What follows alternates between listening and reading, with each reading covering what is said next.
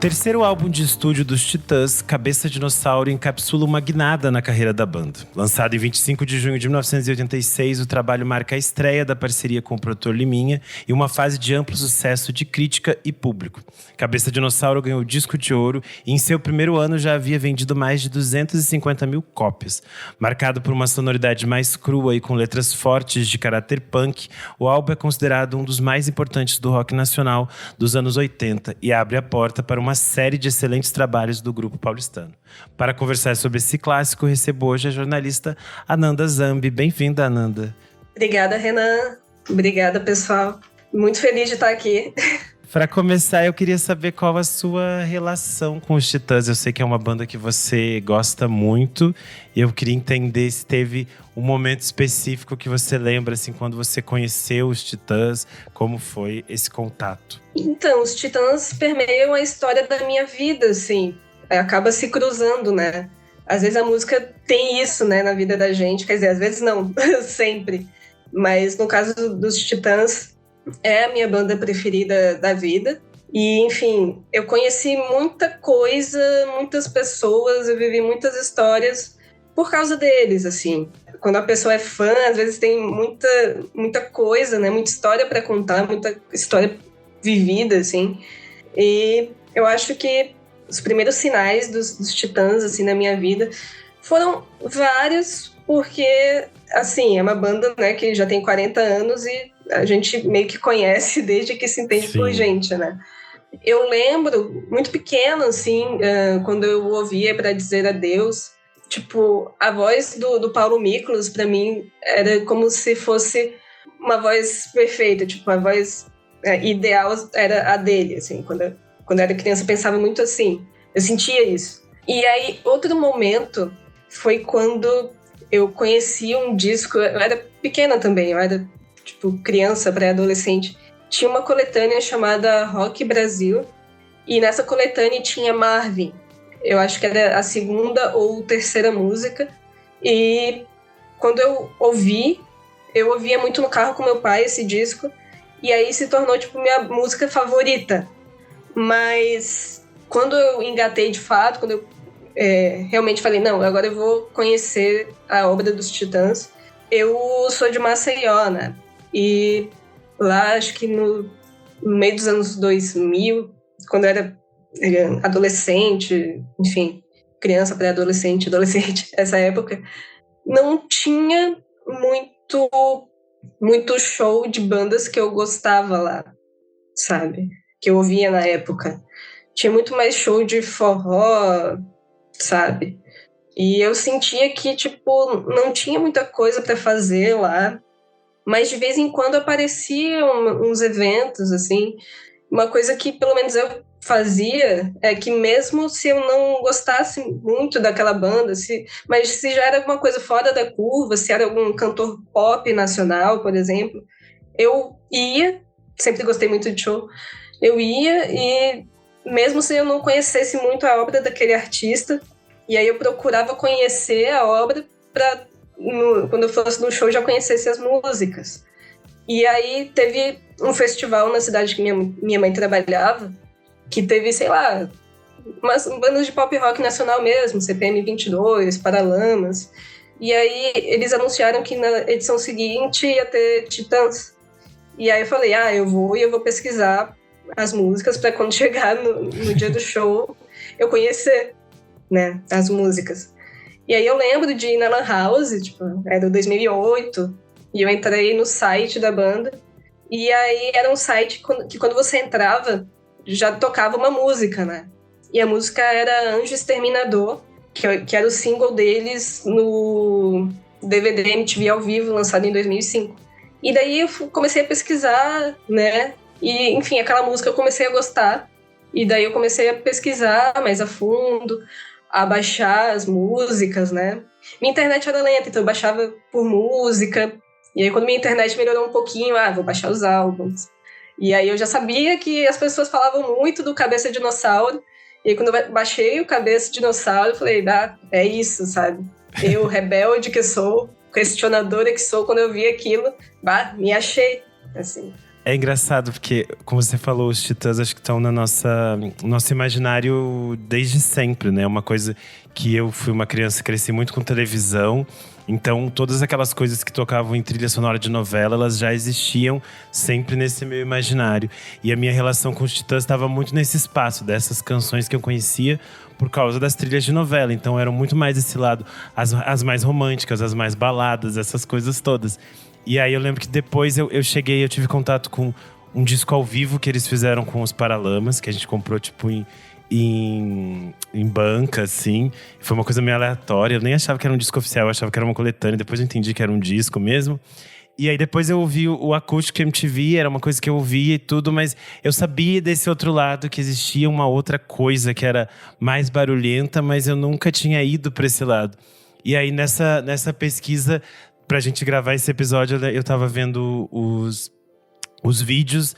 E aí eu tive aquele flashback do momento específico em que eu lembro que eu vi a primeira vez na MTV o clipe de Cabeça Dinossauro, que é um clipe estranhíssimo, que eles estão sujos de lama e eles ficam aparecendo, é uma gravação meio de VHS. Eu lembro que aquilo me impactou muito, e aí eu fui escutar o disco inteiro na íntegra, assim, e ter noção do que eles fizeram, de quem eles eram e de como era uma coisa diferente, né? Porque eu acho que é interessante pra gente começar a pensar o Cabeça Dinossauro é a gente pensar o que eram os Titãs, né? Porque é uma banda muito diferente dentro desse cenário todo que a gente pensa do rock brasileiro nos anos 80. Os anos 80 é um momento muito importante para o rock brasileiro. Surgem muitas bandas, mas os Titãs, eles têm essa formação que é bastante diferente, né? Eles eram 8 pessoas, chegaram a ser 9 pessoas em determinado momento. E eles funcionavam num esquema de coletivo mesmo, né? Porque a gente nunca consegue pensar… o líder dos Titãs. Nunca existiu isso. Outras bandas, a gente sempre teve uma figura que era a figura que respondia às entrevistas, ou era a figura que aparecia mais na frente. Os Titãs era sempre essa espécie de confusão organizada, né? Eu acho que isso simboliza muito do que eles eram e do que eles pensavam e do que eles construíram a partir dessas trocas. E eu acho que isso fica muito claro no Cabeça Dinossauro. Eles haviam lançado 2 discos anteriormente e eles próprios falam, apesar dos discos serem bem amarradinhos, eles falam que os discos não conseguiam captar tudo que eles eram juntos, né? Porque era essa coisa maluca e intensa, mas que também era muito diversa. Eu acho que é muito difícil você colocar isso num disco.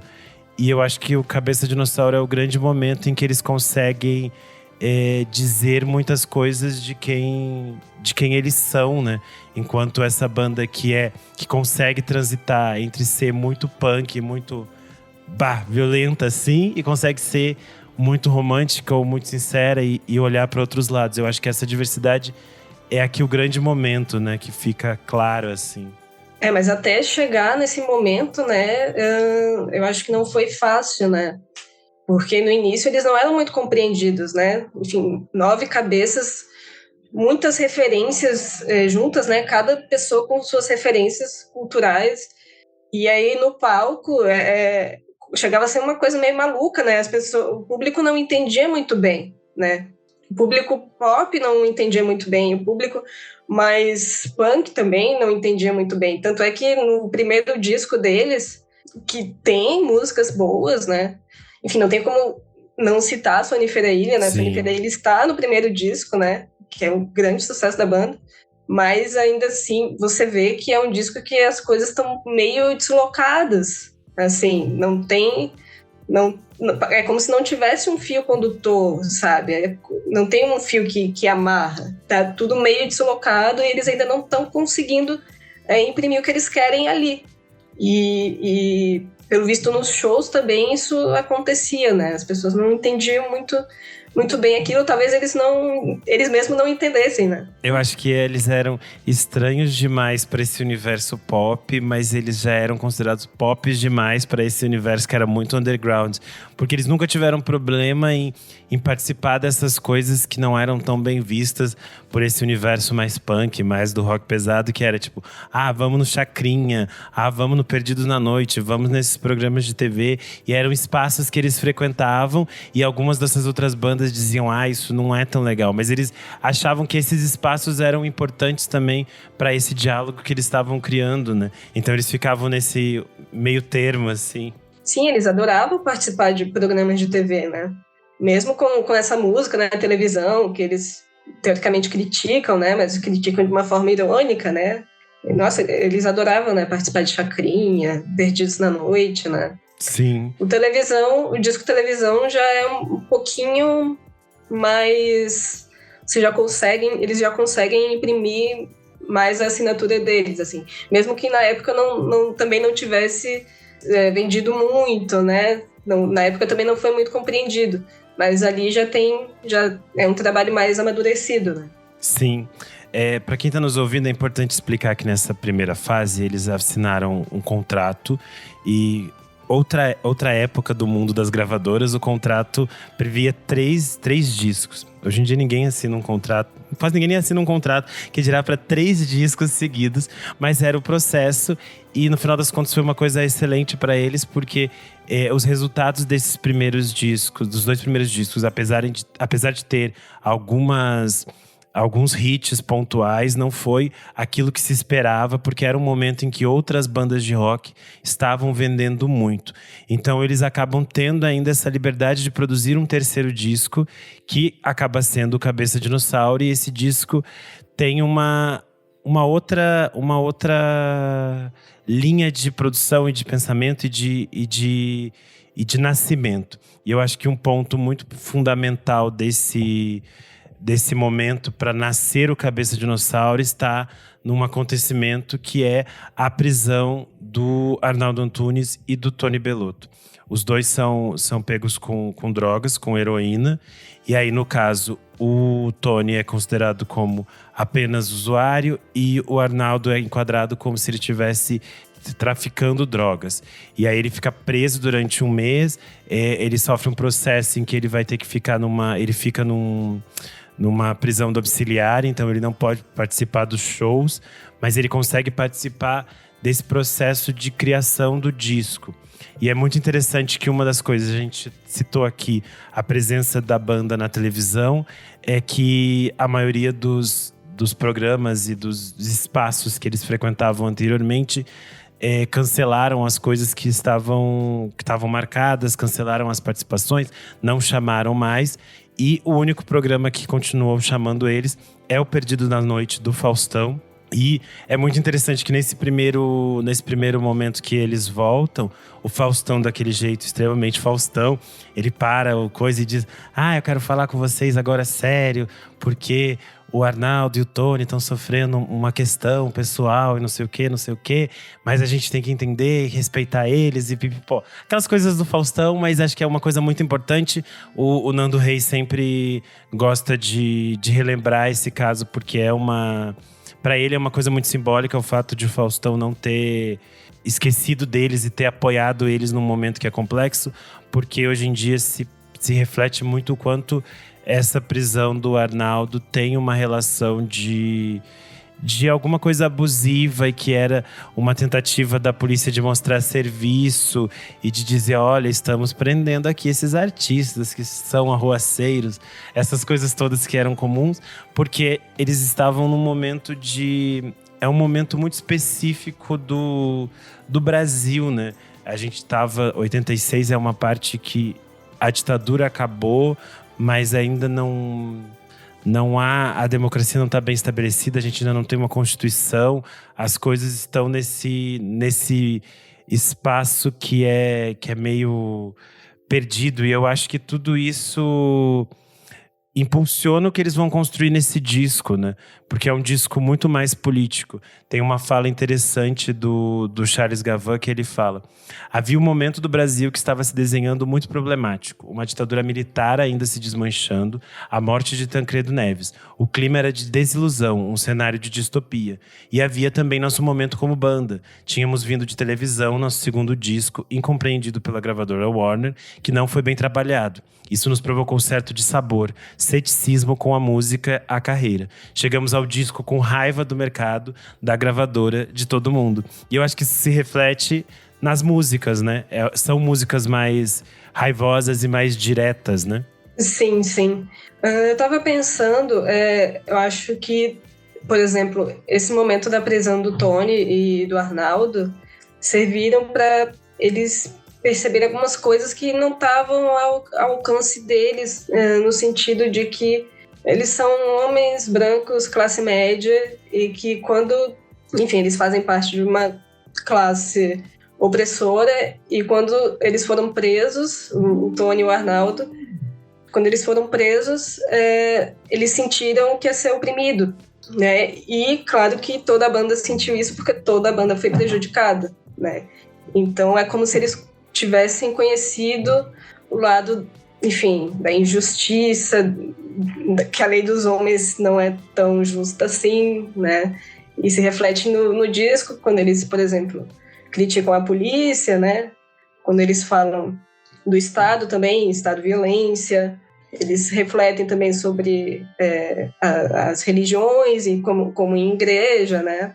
Falam também do sistema financeiro, né? Em dívidas. Então é como se a visão de mundo deles tivesse mudado, né? Como se eles também tivessem sentido as coisas do ponto de vista do oprimido.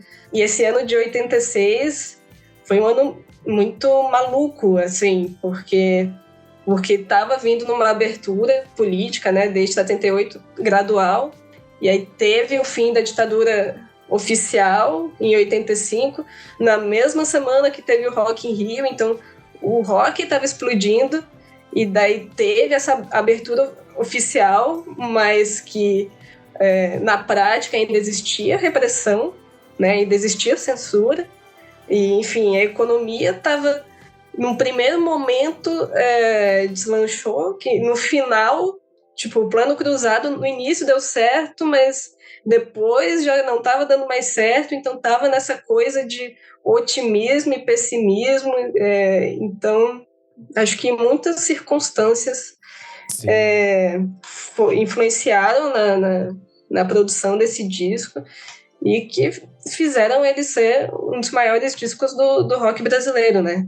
Do rock mainstream. A gente falou desse cenário de 1986 e dentro da música é um ano muito simbólico para esse rock nacional, né? É um ano em que saem discos como o 2 do Legião Urbana, Vivendo e Não Aprendendo do Ira, Rádio Pirata ao Vivo do RPM, Longe Demais das Capitais dos Engenheiros do Havaí e o Selvagem dos Paralamas do Sucesso. Então é um momento de muita efervescência e é muito simbólico porque os anos 80 tem essa coisa de uma liberdade, uma necessidade de se viver todas as coisas que não se foram vividas porque a ditadura proibia.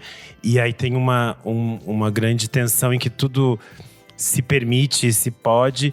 E é muito interessante que o Cabeça de Dinossauro é um disco muito político e que toca em tópicos muito, muito complexos e controversos para a própria banda, dentro dessa estrutura deles de muitas pessoas. E é interessante como essas faixas conseguem chegar ao público, tocar nas rádios e ir para outros espaços. Eu acho importante acho que a gente pode se adentrar um pouco em algumas das músicas, né, do disco. E acho que a gente pode falar que, por exemplo, uma das escolhas da banda para ser o primeiro single foi a AU, que é tipo assim, uma faixa que a gravadora falou: como assim vocês querem lançar essa faixa como single? E o que vocês pretendem com isso? E é uma faixa que depois entra na trilha sonora da novela Hipertensão da Globo. Ela acaba tocando em outros espaços e ela acaba se tornando uma música de muito sucesso da banda. E uma coisa muito… um momento muito importante, né, para eles.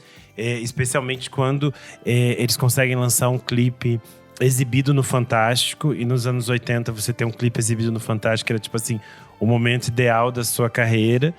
E é muito interessante que eles conseguem já colocar de cara uma música que é muito… que eu acho que é muito simbólica do disco, assim, deixa muito latente o que é o disco, essa coisa mais crua, essa estranheza. E, ao mesmo tempo, essa coisa que é pop em algum lugar que tem essas frases que se repetem, essa coisa meio mântrica, né? Sim, eles conseguem fazer letras, colocar letras políticas ou contestadoras em maior, menor grau, com umas melodias, uns arranjos pop, assim, chega a ser engraçado isso, que acaba cativando o público, né? Porque, enfim, eles falam de sentimentos que o público jovem estava sentindo, né? Porque também naquela época foi a época que se consolidou a cultura jovem, né? E isso não quer dizer questão necessariamente de idade, mas de personalidade, né? E não só um público jovem, como também um público jovem consumidor. Esse também foi um ponto que foi fundamental para o sucesso do Cabeça, não só do Cabeça, mas também dos outros discos que você citou, de Legião, Engenheiros, Paralamas. Então, nesse disco tem essa coisa, né? Umas letras críticas com no instrumental um apelo mais pop, né? E até um exemplo disso é Homem Primata, né? Que Sim. fala, a vida é cruel, capitalismo selvagem, e a melodia lá, sabe? Que é outra faixa que também conseguiu virar clipe no Fantástico, né? E tem toda aquela coisa meio juventude paulistana, eles mostram a cidade, todas umas coisas desse tipo. E é interessante porque eles trazem… é um momento muito específico também, acho, dessa música brasileira, em que eles trazem conceitos e ideias que eram muito normais e comuns que as pessoas estivessem discutindo na música pop, assim. É uma coisa meio… parece até meio maluco hoje em dia a gente pensar, nossa, essas coisas tocavam na rádio, faziam muito sucesso. E eles falando de conceitos como capitalismo selvagem. E aí você pensa no próprio conceito de cabeça dinossauro, né? Que o cabeça dinossauro tá entre essa coisa, entre a razão e o primitivo, o desenvolvimento e o que não foi desenvolvido. E a capa do disco tem essas imagens que são são esboços do Leonardo da Vinci. A capa é a expressão de um homem urrando. E atrás tem uma contracapa que é o Cabeça Grotesca.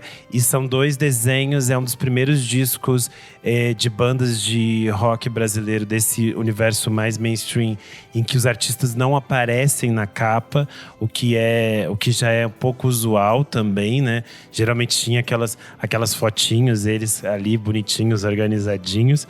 Eu acho que para eles é até mais fácil, porque era difícil colocar 8 pessoas na capa.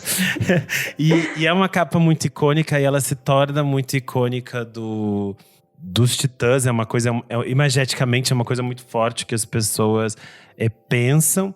E acho muito interessante que a gente falou dessas temáticas e dessas coisas que eram possíveis ou não possíveis de se fazer, e esse espaço em que a censura existia ou não. Eu acho que o mais representativo disso está em Bichos Escrotos, que é uma faixa que eles tocavam desde o início da banda. É uma faixa que já vinha desde 1982, e ela só não tinha sido gravada anteriormente por causa da censura, porque eles sabiam que essa faixa não ia passar, eles iam querer limitar essa faixa. E aí ela foi gravada, mas ela vinha com aquele aviso, tipo, a faixa Bichos Escrotos é proibida de ser tocada nas rádios e tudo mais. Só que aí as rádios recebiam tantos pedidos das pessoas para que tocassem essa música, porque elas conheciam a música dos shows e de outros espaços, que muitas rádios topavam tocar a música, e depois elas tinham que pagar uma multa, porque se você tocasse essa faixa, por ela ter palavrões, você pagava uma multa, mas a multa não era tão alta. Então, por causa de tantos pedidos, muitas rádios acabavam tocando. E Bichos Escrotos se transformou numa faixa muito conhecida, né? E eles cantam até hoje, é uma faixa importante, as pessoas reconhecem, assim. Começa a tocar, as pessoas sabem que música é, de uma forma que você fica assim… É uma música muito inesperada, que se você dissesse pra gravadora, imaginar essa música vai ser um sucesso, eles jamais acreditariam que essa música ia ser um sucesso, né? Sim, sim. Que loucura, né? E é uma música que, por mais que a gente fale, a gente pensar que são os bichos escrotos que eles falam, é realmente uma faixa que foi escrita pelo Nando, o Sérgio Brito e o Arnaldo Antunes. Eles estavam gravando uma demo dos Titãs, isso muito tempo atrás. E eles viram, o Nando viu realmente uma barata saindo do ralo. E ele começou a criar sobre esse tema, que seriam esses bichos que ficam nos esgotos, nos outros espaços. E que eles consideravam como se fossem uma metáfora para os próprios Titãs. Que eles estavam fora desses padrões que eram muito esperados de uma banda. E de todos esses espaços que eles estavam criando, né? Então, eu acho uma faixa bastante simbólica. E eu acho que, mais uma vez, a produção dela também deixa claro esse espaço do Cabeça Dinossauro, que é ter essa comunicação muito direta com o punk, com essa crueza, com essas frases e esses refrões que são quase palavras de ordem, né? Mas ainda assim tem alguma coisa muito pop, que é essa coisa que tem os Titãs, que eles conseguem fazer coisas muito inesperadas e dar algum acabamento pop pra isso. E isso fica na nossa cabeça, né? Isso é bem interessante. Sim, sim. Eu acho que a gente poderia falar também da importância do Liminha, né? Sim, total. Eu acho que o Liminha também teve um papel fundamental para a produção desse disco. E ele produziu vários discos, né, dessa fase do rock brasileiro. Acho que é legal a gente pensar que, quando a gente falou do televisão, eles vinham de uma experiência em que eles foram produzidos pelo Lulu Santos, que era uma figura muito, muito pop, muito simbólica da época. Só que a relação deles não foi a melhor das melhores no estúdio, porque a forma de trabalhar do Lulu era outra, diferente da deles. Os Titãs têm essa formatação de trabalhar em que é algo mais coletivo, mais as decisões são tomadas em conjunto. Para o bem e para o mal, elas são tomadas em conjunto. E isso foi difícil para eles com o Lulu. E eles encontram no Liminha uma possibilidade muito interessante de produzir de uma forma mais ampla e mais do jeito que eles gostavam mesmo, que era essa troca e esse processo. E o Liminha entende eles muito bem. E eu acho que o grande sucesso tá no Liminha conseguir organizar esse caos de algum modo e dar esse acabamento importante pro disco, né? E eu falei dessa questão do espaço coletivo de decisões. Uma coisa muito interessante é a faixa Igreja, que é outro desses sucessos improváveis que você pensa assim, nossa, isso nunca vai poder tocar em lugar nenhum, essa música não vai dar certo. E essa música gerou mesmo uma certa briga entre eles. É uma composição do Nando Reis. Ele criou essa música porque foi nessa fase que o filme Je vous salue Marie tinha chegado ao Brasil. Esse filme do Godard é um filme um pouco anterior a essa data. Ele é um filme em que Godard imagina como se fosse Maria ficando grávida de Jesus nos tempos modernos, e todas as coisas que ela enfrenta sendo uma mulher e estando grávida, e as pessoas não acreditando nessa história maluca que ela está contando e todas essas coisas. É um filme que tinha sido proibido no Brasil por causa da ditadura militar, e com o fim da ditadura ele chega no Brasil.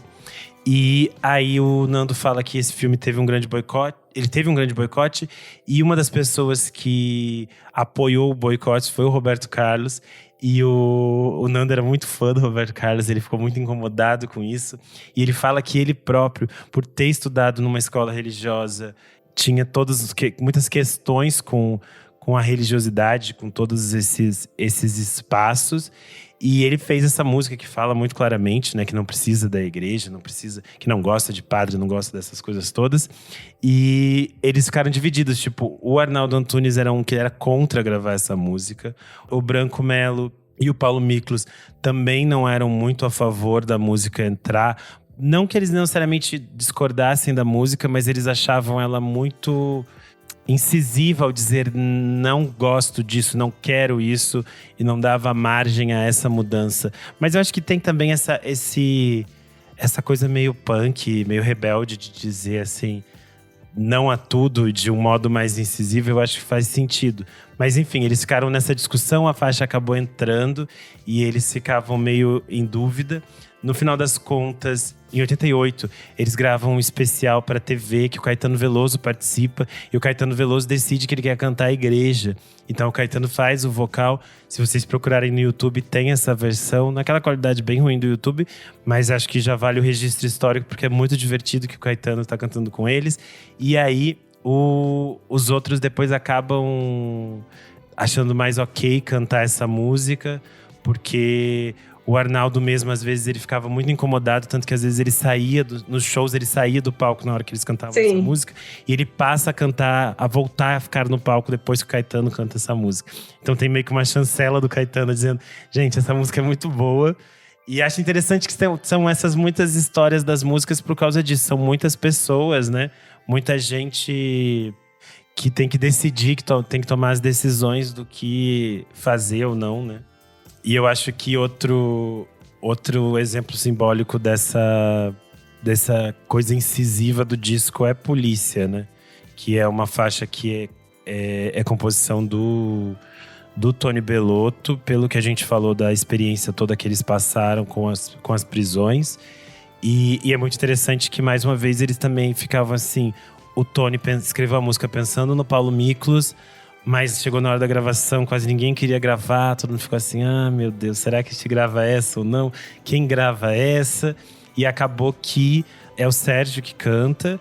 E acaba se tornando também uma faixa muito, muito simbólica dessa fase. E é uma faixa muito marcante dos Titãs, né? É uma coisa que as pessoas lembram muito, de Polícia.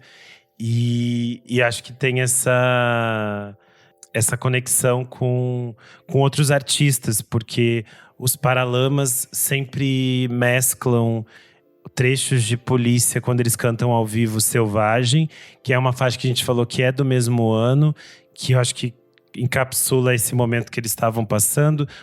Os Paralamas fazem isso até hoje, porque no show do Lollapalooza desse ano eles cantaram de novo essa versão que faz o medley com Polícia.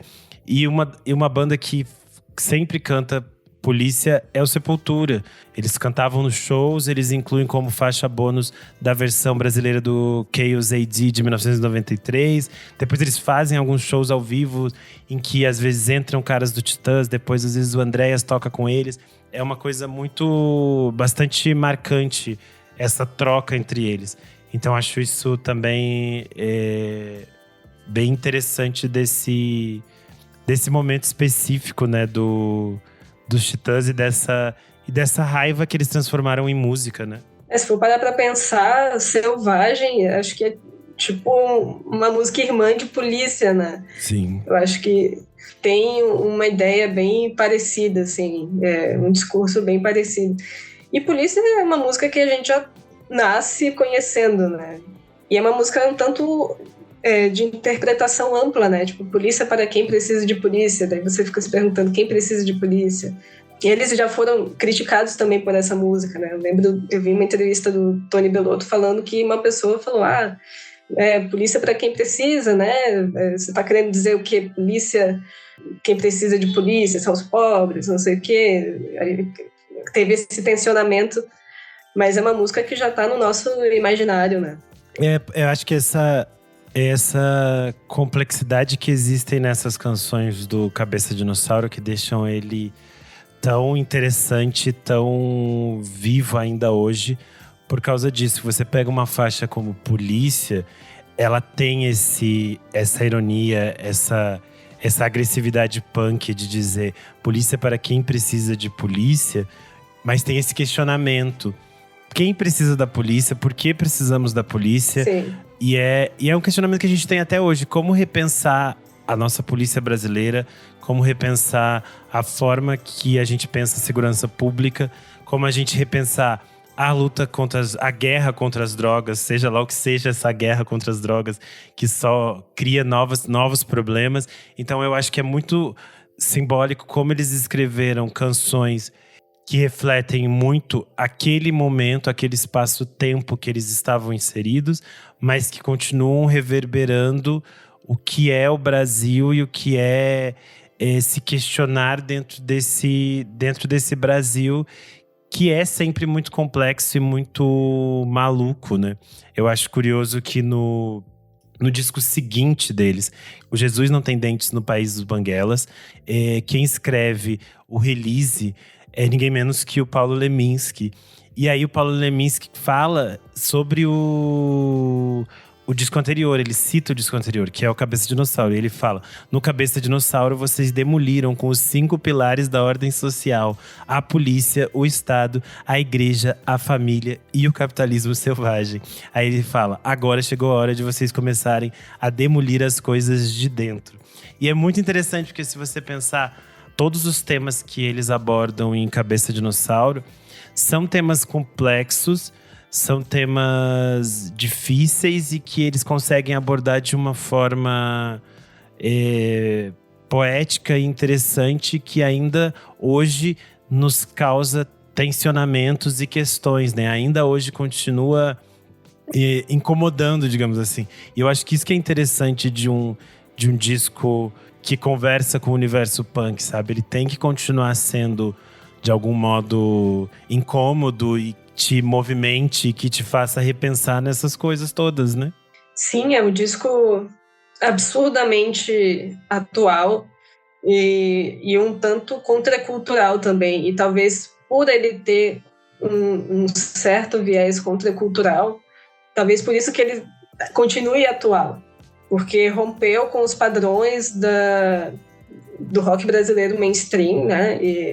E por todas essas especificidades que você falou, né? Por todo esse jeito muito singular dos Titãs fazerem música, e fazerem músicas punk, pós-punk, para além do gênero, assim, mas com temáticas contestatórias, né? Quando a cultura é tensionada, né, eu acho que ela tende a evoluir e ela tende a crescer, né? Ela tende a se expandir e por causa desse rompimento, eu acho que o Cabeça de Dinossauro e as músicas do Cabeça se expandiram e acabaram se tornando uma coisa atemporal, né? Sim. Não só do Cabeça, mas também dos discos posteriores, como você estava falando do Jesus, né? Porque o Cabeça, eu acho que só inaugurou uma fase, né? Sim. E é interessante a gente pensar, por exemplo, o Cabeça termina com o Quê, que é uma faixa que grita 100% Arnaldo Antunes. E ela foi lançada em single na época, nesses 12 polegadas. E o que já é uma faixa que ela é um pouco diferente das outras. Ela é a faixa mais longa do disco. Ela tem outras experimentações sonoras dentro do processo de produção de uma faixa. E ela vinha acompanhada nesse single por um remix de AAU. É um remix super curioso, mas se vocês jogarem no YouTube pra ver lá, tipo, o remix dessa faixa, muita gente vai estar comentando assim: que legal ouvir essa música. Eu ouvia muito na rádio, não sei, de madrugada, ouvia na Mix, não sei que horas. Umas coisas assim, das memórias que as pessoas têm. A capa desse single é 100% poesia concreta e todas aquelas coisas que são muito influência do Arnaldo Antunes e que ele assina essa capa também. E é muito interessante porque o Pena Schmidt, que era um dos produtores que trabalhava com o Liminha na produção desse disco, fala que o que é meio que um caminho do que eles vão fazer depois, assim, que é meio que tá terminando esse disco, mas tá dizendo, assim, os novos processos que eles vão poder explorar dali pra frente, né? E eu acho que é tipo assim, abre uma fase de muita riqueza do que eles estão produzindo, né? O disco seguinte é tipo assim, excelente também. Dá pra fazer outro programa Excelente. só sobre esse disco, porque é um negócio também surreal, assim. E eles vão entrar numa fase de coisas muito boas, assim. Tudo que vem a partir dali é interessante. É o Jesus Não Tem Dentes no País dos Banguelas. Depois tem o Ao Vivo Go Back. Aí tem o Oblesk Bloom, que é, tipo, excelente. Aí eles vão causar polêmica com o Tudo ao Mesmo Tempo agora. Mas também tem muita gente que adora. Depois vem o Titanomaquia. Então é tipo assim, vem muita coisa boa dali pra frente. E óbvio, aí eles vão começar a enfrentar todas as questões que é as mudanças da banda. E querendo ou não, eles são uma banda… Era uma banda gigantesca e essas saídas vão sendo complexas, assim, vão sendo difíceis, porque eles são todos muito amigos, apesar de ser um projeto artístico e um trabalho, eles são amigos, né? Eles cresceram juntos. A gente não chegou a falar disso, mas para quem não conhece muito da história dos Titãs, a maioria deles se conheceu numa escola aqui em São Paulo, uma escola de classe média alta, que era dessas coisas meio malucas que os anos 70 e 80 tinham. Era uma escola que tinha uma vida cultural muito rica. E eles tinham muitos shows na escola, tipo no teatro, no espaço de convivência da escola. Às vezes aconteciam apresentações que eram abertas para a comunidade do bairro e tal, mas eram tipo assim… Quando eu tô falando de apresentações, gente, não é tipo, sei lá, o que a gente tá pensando da nossa escola pública, não. É tipo assim, aí teve um ano que o Gil fez uma apresentação sentado num banquinho coisa na escola. Aí, tipo, o nível das apresentações era Nelson Cavaquinho com cartola, conversando e contando história no meio da escola. Então era uma coisa bem maluca. Dessa escola, além dos Titãs, saíram, assim, tipo, vários outros artistas. O Nuno Ramos também era dessa escola, ele até chegou a trabalhar com os Titãs no início. E outros artistas plásticos, cineastas, outras pessoas estudaram nessa escola. E eles, então, cresceram todos juntos. Então, acho que quando cada um vai se separando, tem esse momento simbólico também de dificuldade de lidar e de mudar a banda. Mas acho muito interessante como eles conseguiram ir se adaptando às passagens de tempo e produzindo outras coisas, né? Nossa, mas se for parar para pensar, foi incrível mesmo o quanto que eles sobreviveram, assim, continuaram na ativa e se reinventaram e se reinventam até hoje. Eu acho que é de tirar o chapéu, assim. A pessoa gostando ou não do som que eles fazem, mas toda ideia, tipo, a tentativa de se reinventar mesmo, entendeu? Como, sei lá, em 2014, eles fizeram o Ingatu, que foi uma tentativa de resgate a essa característica mais pesada. Porque é um disco de ótimo. música, né? Mais pesada. É um disco ótimo. Eles, enfim, saiu o Paulo Miklos e eles ainda tiveram energia para fazer uma ópera rock, né? Um disco triplo, que teve um espetáculo de ópera rock mesmo, que saiu em turnê, né? Então, assim, é muito louvável como que eles conseguiram se virar depois de tantas saídas, depois de um falecimento. Eu acho muito louvável, assim. A história dos Titãs é cheia dessas coisas, como a gente falou, tem as pessoas que saem, tem o falecimento do Fromer. Eu acho que vale a pena para quem tiver interesse nesse universo todo que a gente está falando, assistir um documentário que é recente, que está no Star Plus, que é Bios, Vidas que Marcaram a Sua, Titãs. É tipo uma série do National Geographic, que eles fazem vários desses documentários. Esse dos Titãs é conduzido pela Sara Oliveira.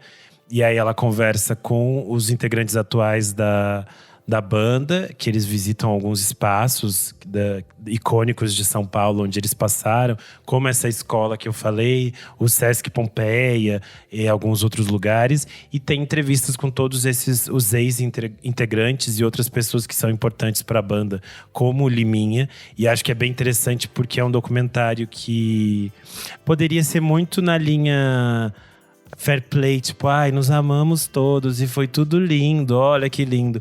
E não, eles relembram, tipo assim, fiquei puto mesmo com fulano quando ele saiu, a gente brigou mesmo, falamos coisa mal pro outro, porque é normal, são pessoas que se conviveram Sim. muito junto. Então, acho que é interessante por isso. Tem um olhar muito maduro, assim, de quem conseguiu passar por todas essas coisas juntos e cada um entender seu momento e entender seu tempo, porque todos os outros também têm carreiras muito, muito sólidas e muito fortes em outras frentes. O Nando Reis é um artista que o Nando Reis e o Arnaldo, a gente não precisa nem falar, são artistas gigantescos. Charles Gavin tem um trabalho de pesquisa musical, assim, incrível, fantástico. Tony Bellot tem uma carreira de escritor também que é muito sólida. Paulo Miklos se descobriu um ator fantástico, um ator genial. Ele faz coisas incríveis. Então, todos eles estão produzindo outras coisas. Acho isso muito, muito simbólico. Além disso, tem outros dois filmes. Tem outro filme, que é o Titãs, A Vida Até Parece Uma Festa, que é de 2008. Que esse é mais íntimo, que são com imagens de arquivo que o Branco foi gravando durante todos esse processo deles. E também saiu agora um livro que tem o mesmo nome, A Vida Até Parece Uma Festa, que é da Érica Marmo e do Luiz André Hauser, que também reconta essa história e também é bem interessante dentro desse espaço de não ser chapa branca e não ignorar todas as coisas difíceis que eles passaram numa carreira tão longa, né? Eu acho que também é simbólico a gente falar que eles estão se reunindo, né? É a primeira vez que eles fazem uma turnê de reencontro com todos esses integrantes que passaram, incluindo o Arnaldo, o Nando. Nem começou, mas já é um sucesso gigantesco, porque esgotou a maioria dos ingressos na maioria das cidades. São Paulo, eles já abriram, nesse momento que a gente está gravando o programa, uma terceira data, porque as duas datas esgotaram no estádio, no Allianz Parque. Então é tipo assim, a força disso, a força desse reencontro e a importância disso. E eu acho que a gente voltar e poder ter esse espaço de pensar um disco como o Cabeça Dinossauro e mais uma vez estar aqui pensando o quanto esse disco ainda reverbera hoje, acho que prova a importância deles, né, enquanto artistas, e a importância desse disco para a música brasileira e para esse olhar sobre o Brasil mesmo, né? Sim, sim. Nossa, eu confesso que quando eu soube dessa turnê, eu levei um susto, porque eu confesso que eu não imaginava que ia ter turnê. Também não imaginava. Assim, né? Eu tava muito cética, assim. As pessoas, eu fiquei enchendo o saco, né, dos meus amigos jornalistas musicais. Enfim, o pessoal que foi na coletiva, falava, eu quero saber, me fala logo. E o pessoal falando, não, eu acho que vai ser turnê, não sei o quê. Falando, não, imagina, porque nos 30 anos eles fizeram um show em São Paulo. Eu falei, eles não vão ter energia pra isso. Eu falei, o Arnaldo não vai topar, gente. Eu acho que eles têm muita coisa pra fazer. O Paulo tá com série, não vai ter turnê, eu falei. Pois é, e daí surgiram primeiras 10 datas, meu Deus do céu. Tipo, eu não estou acreditando até agora. Eu só vou acreditar quando eu estiver na frente lá do set e do Liminha. Mas, enfim, tô muito empolgada, assim. Eu acho que é um momento muito emocionante, é um momento muito mágico, assim, para a história do rock brasileiro, da música brasileira. Eu acho que, não sei, é uma coisa que eu acho que é um sonho realizado de todos os fãs. E acho que vai ser um momento muito bonito, né, de poder olhar com essa maturidade para o que eles construíram. Eu acho que para quem está nos ouvindo e talvez não conheça tanto dos Titãs, eu acho que também é um momento legal de se aprofundar nessas histórias, nessas coisas, porque tem muito material dos Titãs para se conhecer. Eu acho que muito do rock brasileiro dos anos 80, a gente ainda tem muita coisa para conhecer, porque querendo ou não, depois muitas vezes a gente que é mais jovem conhece essas bandas a partir daquilo que é feito nos anos 90, os anos 2000, e às vezes você voltando, você tem outros olhares, outras perspectivas. Eu acho que a ideia desses episódios especiais do Clássicos é a gente poder olhar de outras maneiras e para esses discos que às vezes a gente pensa, são clássicos, mas por que eles são clássicos, sabe? Qual a importância deles, o que eles modificaram, o que teve de interessante lá. E eu acho que no caso do Cabeça Dinossauro, como a gente falou, é um disco que é político, que é intenso, que ainda hoje é super relevante e que na época fez muito sucesso, que vendeu, que tocou nas rádios, que levou os Titãs para outros lugares. Então acho que isso é muito, muito bonito de poder se repensar agora. E eu só quero agradecer, Ananda, você ter topado conversar comigo.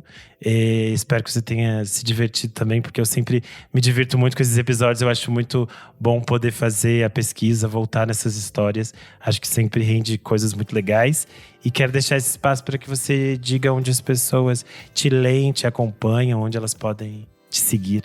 Todas essas coisas. Pô, Renan, eu que agradeço o convite, agradeço o convite de toda a equipe do Vamos Falar Sobre Música. É uma honra realmente participar desse podcast. Como eu tinha te falado antes, é o primeiro podcast que eu participo e vai ser logo no Vamos Falar Sobre Música, que é muito legal, né? E que é muito importante, assim. Nossa, e também foi uma delícia revisar alguns conteúdos sobre o Cabeça e sobre os Titãs, que fez parte de uma maneira muito intensa de uma determinada fase da minha vida e que voltou recentemente, né? Porque fiz minha pesquisa de mestrado sobre o rock brasileiro, no geral, e que eu também deixo esse recado, assim, que a gente cresce com muitas músicas do rock brasileiro já na nossa cabeça, mas que vale a pena se aprofundar um pouco mais, porque tem muita coisa legal nesse mundo, nesse gênero. E então, eu colaboro pro Scream NL e pro Hits Perdidos. Então vocês podem encontrar textos meus lá. E acho que para me acompanhar mais efetivamente, tem o meu Instagram, @AnandaZambi. E eu posto todos os meus trabalhos por lá. Dou meus pitacos sobre música, principalmente música brasileira. E espero que vocês que estão ouvindo tenham curtido aqui esse programa. Maravilha. Você pode acompanhar a gente em @podcastvfsm no Instagram e no Twitter. E além disso, você pode colaborar com o nosso trabalho. A partir de R$5 você já ajuda a manter tudo isso aqui acontecendo. É só você entrar em padrim.com.br/podcastvfsm. E lá você confere todas as formas de nos ajudar. Além disso, se você colaborar, você participa do nosso grupo fechado para madrinhos no Telegram. E lá você tem acesso a alguns conteúdos com bastante antecedência. Esses episódios especiais que a gente grava de forma extra chegam lá bem antes e a gente dá conta fofocas, tem conversas, todas essas coisas acontecem por lá. Eu sou _Renan Guerra no Instagram, no Twitter, no TikTok, em todos os lugares. E é isso, até a próxima. Tchau, tchau.